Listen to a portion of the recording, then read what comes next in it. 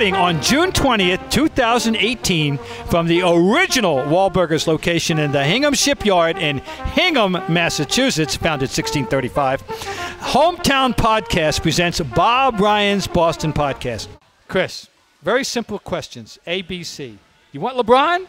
You want Kawhi? You want anybody? Tell me. So here's the way I look at this, Bob. I think the Celtics are in a fantastic situation here. No matter what they do next year, they're going to be contenders, okay? If they stay the course and you go with the young guys, Jason Tatum and Jaylen Brown, where they're two leading scorers in the playoffs, we haven't even seen this team that everybody wants to see because Gordon Hayward was around for 5 minutes and 15 seconds. By the way, did you not get tired, as I did over the year, of people saying, they did it without Hayward? Oh, I mean, how stupid was that? They won 55 games did it without Hayward. him. In the playoffs, they went all the way to the finals without Hayward. He was never a part of the mix. I completely agree with you, but I think the fact he was never part of the mix, right, that makes it all the more tantalizing because you're like, what would it be like with this guy? So they'll be a contender if they do that. Now, if they bring in Kawhi, I love Kawhi Leonard as a player. I do. But I think you have to look at it this way. Are you bringing Kawhi Leonard in for 1 year as a rental because then he's going to jump ship to L.A.? Or can you get him to commit to sign long-term? Because the way they're set up right now, they have a window of 5 or 6 years, 5 or 6 years of championship contention. You bring in Kawhi Leonard, you sacrifice somebody like Jaylen Brown, then all of a sudden that changes that window. It changes it a lot. Oh, God, yeah. So I love Kawhi Leonard, but right now I'm leaning towards standing pat unless Danny Ainge can get Kawhi Leonard to say, yes, I'm coming to Boston. Yes, I will sign a long-term contract after this season when it makes sense, and you can give me more money than you could give me right now in the CBA. All right, there's A. B, the Yes. big guy, the big kahuna. You know, I like LeBron James. No, I don't think he's going to come here. No, Because but do you want to bring him in and knowing what it would cost to do so? Yeah, Do you want him? He's 30. I mean, we know he's still the best player. He's still the best player. From a purely basketball standpoint, yes, I would take him. And I don't understand. I feel like people here have sort of an irrational hatred of LeBron James that I do not understand. I understand that he is a guy who's been in your way, and he's on these opposing teams, so you don't have to root for him, but you do have to respect him. And I don't think he gets the level of respect that he deserves. And I'm curious, because I know you covered this, right? When it was Magic Johnson and the Lakers, I felt growing up around here, people didn't like Magic, but they respected him. I feel like this thing with LeBron is completely different. Well, you know, I've said this, you have to work very hard now to downgrade LeBron as a player. You can nitpick whatever you think about, and most of these judgments are erroneous, in my opinion, about LeBron, going all the way back to the decision. Get over the decision. That was now 8 years ago, by the way. Oh, my God, yes, you're right. How about that? And get over the decision, all right? Get over the pep rally. You know, get over all that. Get over whatever. No, but you're right. People are irrational about it here. But what I'm asking you is this. Yeah. Do you want him knowing what it would cost, that there would be what kind of team it was, given how old he is, and given that you know it's going to cost you some significant chunks of your youth to get him, and is it worth it? I think it is worth it because he is the best player on the planet, right? And really what you have to do is make room from a salary standpoint. So who's going? You know, Al Horford's no spring chicken himself. No, he's 32. Now, Kyrie's a younger guy, but he also has question marks in terms of that knee. And we've seen this before in basketball. When you're a smaller guy and you have a knee injury and you lose just a little bit of quickness, you might not be the same player. No. And then Gordon Hayward, we haven't really even seen. So one of those guys would have to go out salary-wise to make room for LeBron. I'm okay with that. LeBron James is a fantastic player. And you have to sacrifice. We all agree to one thing. There is no way on God's green earth they're giving up Tatum. No. Even for LeBron. No. Right? No, he's so untouchable. It's Brown. 19 years old. Can you live without Brown if you get LeBron for the next 2 years? I am president of the Jaylen Brown fan club. Okay, well, that's nice. I thought the Celtics would take him. They took him. Oh, you did? I was there on draft night when his selection was booed when Wick Grousbeck went to the podium and announced it at TD Garden. All that being said, yes, I would. I would because, look, Jaylen Brown is a fantastic player. He's going to be a fantastic player. But he's not going to be LeBron. But LeBron is a pedestal player, right? He's a pantheon player. Here's my take, and this is where we're going to be different a little bit, in that you're working and you have to at least go through the pretense. We're going to talk about this, by the way, of being an objective, quote-unquote, journalist. I hate the word objective. I don't have to have that any longer. I'm retired. I'm a fan who, you know, I'm a pundit, and I'm an armchair guy here, and I don't want either of them because I love my kids.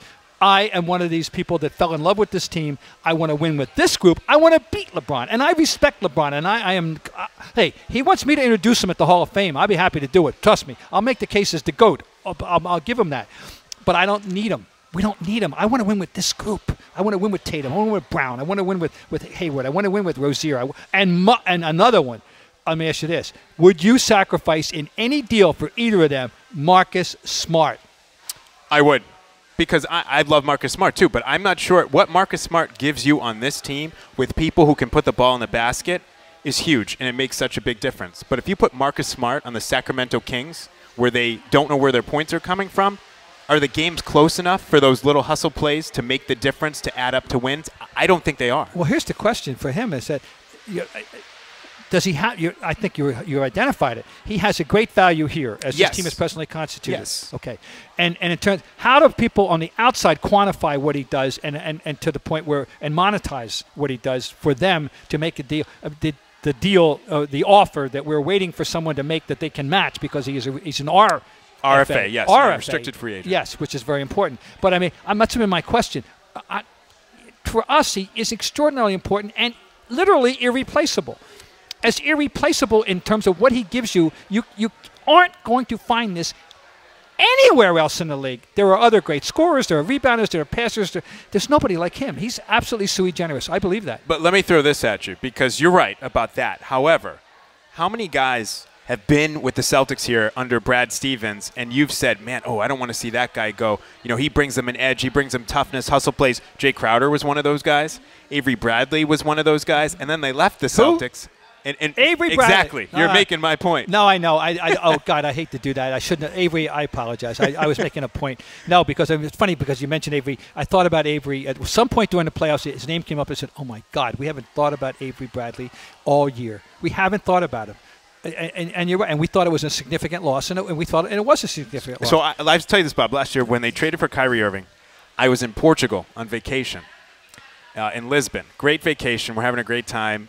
And I see this on my phone, and I'm like, this is great. They traded for Kyrie Irving. They didn't really give up that much. And now I start reading the stuff at home, and people are irate at what they gave up. And part of that was Jay Crowder and that contract. And Jay Crowder's an irreplaceable guy. And no disrespect to Jay Crowder. Very good player. But I think under Brad Stevens that some of these guys, you know, it's like you look in the rear view mirror, right, or the side view mirror of your car, and it says, you know, objects are closer than they appear. Yeah. With Brad Stevens, it's sometimes – objects are more talented than they appear in the Celtics system. Well, he maximizes I'm just gonna concede you the Crowder thing, but I really think that Smart is a different case than anybody.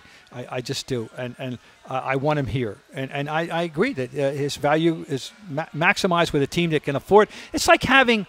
Oh, we're going to get to Jackie.